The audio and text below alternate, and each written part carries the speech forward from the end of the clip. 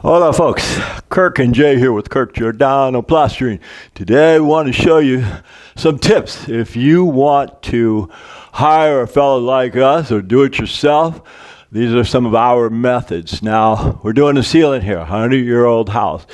It's on a hill, and they've had a few people here, and some suggested remove the whole ceiling. This is Jason's job. Jay came over here, and he tapped the ceiling everywhere, because in my time, I have only removed the ceiling twice in 40 years. I haven't done it. I've done this. It was a little piece right here, so Jay determined what was loose.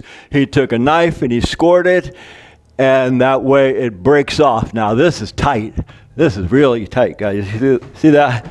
I'm going to explain a couple things. You got joists here. You got joists every 2 feet. So Jay not only pulled all that old plaster down, he put paper. Notice this floor covering, guys. This is a drag to do. This is I don't like doing this, but Jay is good at it. He covered all those banisters, all this stuff, the paper, everything is bulletproof now. Now we could work, and that he's vacuuming all the dust and all that stuff. Anyway, he removed all the loose stuff, and now we're putting it back together. This pink stuff, that's a bonding agent. What happens if you put this on without the pink stuff? You're flirting with disaster, guys, because it could come off. Now, I already did this here because my brother Lou, he mixed me up some stiff mud. It's like, come on, Lou, you're killing me already. I just did half a bucket, and my arm is shaking like a rubber band. Anyway, so I'm gonna continue here, but I was gonna explain a few things, guys. I had a woman. She called the YouTube channel where we have about 1,000 videos over the last 15 years. And she said, Kirk, these fellas are doing my ceiling and walls, and it's taken them like 5 days. The first coat they put on, it cracked like an egg. And then they came back, did another coat. Then they came back. She said it took them 5 days to do something similar to this. And so I determined, just by what she said, they were using tape and mud. Guys, if you're going to do this, use an accelerated tape and mud. What is an accelerated tape and mud? It's called joint compound, guys. And you get it and you apply it according to your skill level. I'm using 20-minute. I should have told Luda. Put a little bit more water in this because it's setting fast. But 20-minute mud is my skill level. Everybody's got their own skill level. You can go 20, 40, 60, 90, hour and a half. Everybody got their own level. Anyway, now that Jay has fastened up all of this mesh, I can go ahead and put this on. What I like to do, guys, if the mud, depending on what mud we're using, it doesn't matter if it's structuralized, doesn't matter if it's joint compound, doesn't matter if it's exterior stucco. What I like to do is look at the bucket of mud we're using and judge the set. Now this is setting, it's setting so fast that I've got, 5 minutes to put this half a bucket on. And what happens if I can't put it on in 5 minutes? Well, we have to throw the mud away. And it's way too much work to mix it, and we're on the third level, so we don't want to have to go all the way up and down and do it. Okay, I got one more hawk in there, or one more scoop in there. So what I'm doing, guys, is I'm just getting rid of this mud because it's setting. Anytime you see me struggling, out of breath, that means the mud is setting. Oh yeah, that's setting. Anyway, I got one more scoop in it, and I'll bore you, or I'll save you the boredom of watching me pull that last scoop out because it's setting. Okay, getting back onto some statistics, guys. All right, I'm using a a 20-inch trowel. It's straight on the edges. It's arced on the corners. In fact, Marshalltown is developing these now. Ooh, that stiff mud. Who made this original trowel? Curry. But Curry is not selling them on Amazon. Marshalltown called me and said, hey, we'll make it, and you show it, and we'll put it on Amazon for everybody. And I thought, cool, because I'm partial to this particular trowel. It's flexible, 5 inches wide, and it's perfect for interior, exterior. Why? Because it acts like a derby. It's a trowel derby all at once. What's that mean? A derby is it's two-handled, and you can make a wall trim plumb. This is so big that you can put half of it on, caught that, on the existing, and just use skill. Now, I happen to have a little bit of that stuff, so I'm using skill to kind of look at this, and when this gets hard, can you sand it? Sure you can, because it's an exterior or interior gypsum. It just has accelerators in it. What is the difference between gypsum taping mud and gypsum joint compounds? They have accelerators in it. Anyway, I got one scoop left in there. It's going to take me like 5 minutes to get that hard scoop out.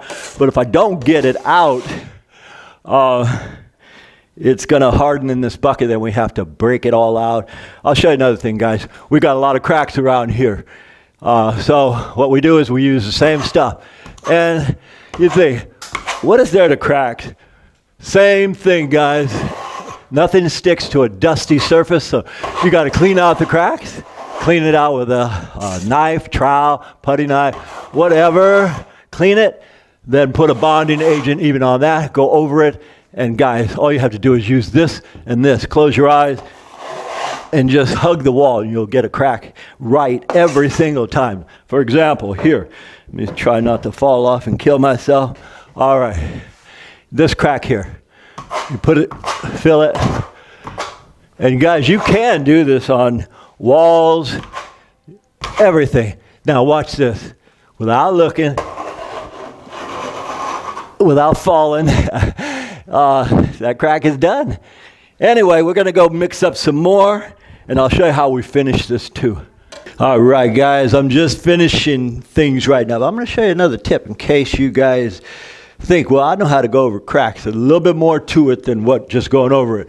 It protrudes. The walls kind of compress on each other, and it protrudes like this.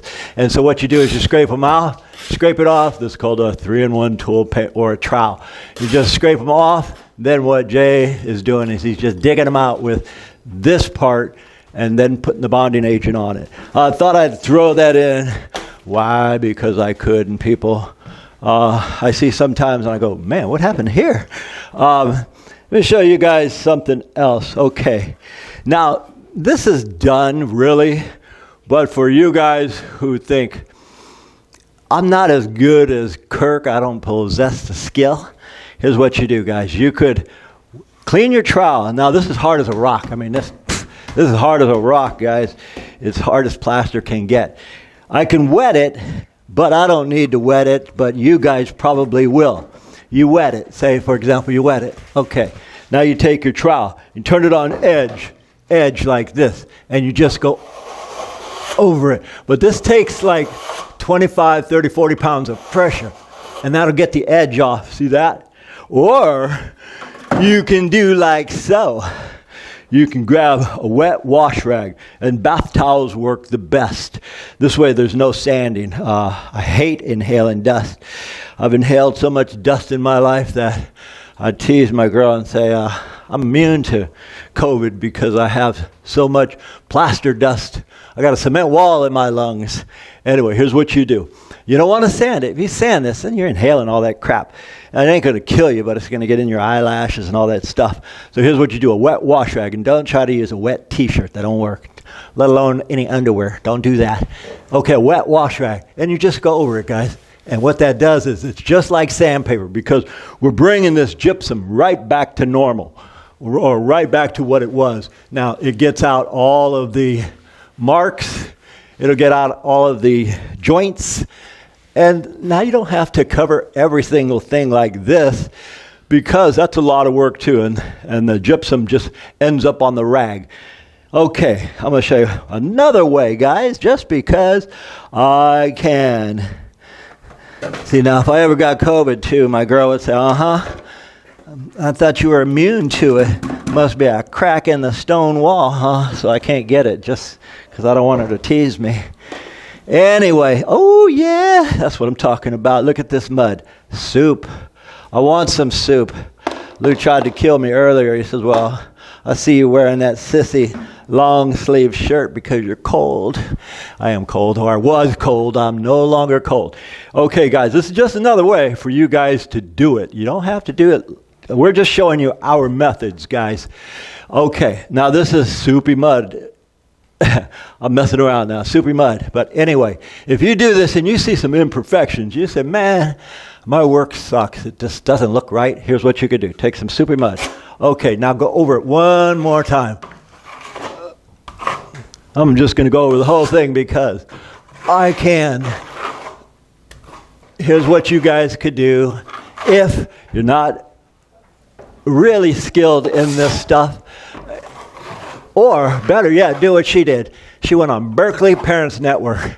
And we have some referrals for us like 20 years ago.